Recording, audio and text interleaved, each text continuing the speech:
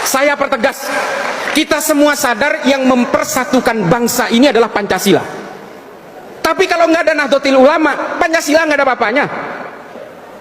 Maka kemudian orang-orang yang ingin merobohkan Indonesia itu pasti ingin merobohkan Nahdlatul Ulama lebih dulu, sehingga mereka nantinya akan dengan mudahnya merobohkan Pancasila. Saya bukan karena terlalu NU, Pak, bukan. Saya ini NU tulang sumsum memang. Tapi yang menemukan teori tentang kekuatan NU di Indonesia itu seorang akademisi barat namanya Phil Caruso, yang mengatakan bahwa perekat Indonesia itu adalah Pancasila. Tapi Pancasila itu nggak bakal ada apa-apanya kalau nggak ada Nahdlatul Ulama. Ini kata Phil Caruso. Saya nggak ngecap, Pak. Kalau dulu NU itu mau memberontak ke Indonesia, bisa aja, Pak. Lah sekarang nih contohnya nih, anggota Banser itu 7 juta loh, anggota Banser. Polisi kita jumlahnya, tolong dikoreksi kalau ada polisi di sini, anggota polisi kita 482.000, tentara kita 1.076.000, Banser 7 juta. Coba kalau NU mau memberontak cukup ngandalin Banser aja, meskipun nggak punya senjata bisa itu ngerebut itu.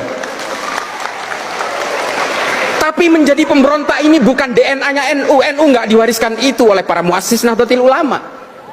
NU itu diajari untuk taat kepada negara, berlindung di bawah negara dengan undang-undangnya. NU nggak pernah memberontak, meskipun zaman Soeharto kita digencet habis-habisan, pernah nggak memberontak?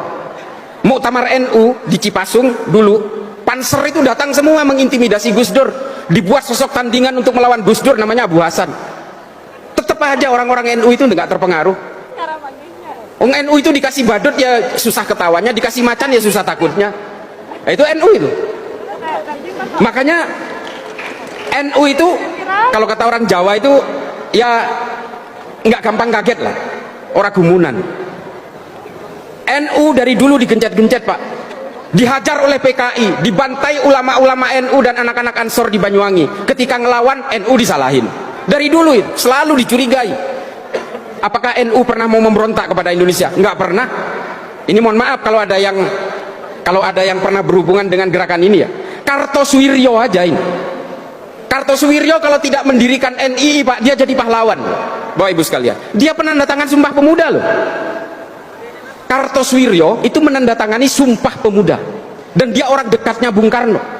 Tapi karena hanya kecewa karena dia tidak mendapatkan konsesi politik sesuai keinginannya, setelah merdeka dia memproklamasikan berdirinya negara Islam Indonesia di Tasikmalaya. Kecewa dikit udah jadi pemberontak. NU nggak pernah. Gus Dur saja diturunkan secara tidak konstitusional, bahkan orang NU pada nyantai, Pak, diem. Apa? Karena kata Gus Dur, tidak ada jabatan yang perlu dibela mati-matian. Buat saya bangsa ini jauh lebih penting. Ini kata Gus Dur. Maka NU menurut Phil Caruso, saya teorinya berpegangan itu, NU adalah perekat dari berbagai perbedaan itu. Bersama Pancasila dia seiring sejalan menegakkan NKRI. Tapi tolong diingat nih, pemerintah hari ini yang sudah berganti presidennya, tolong disadari Pak Prabowo dan Gibran sebagai wakil, Pancasila nggak ada apa-apanya kalau nggak ada NU. Jangan anak tirikan NU. Lah ini mohon maaf, jumlah anggota NU di sini itu 82 juta.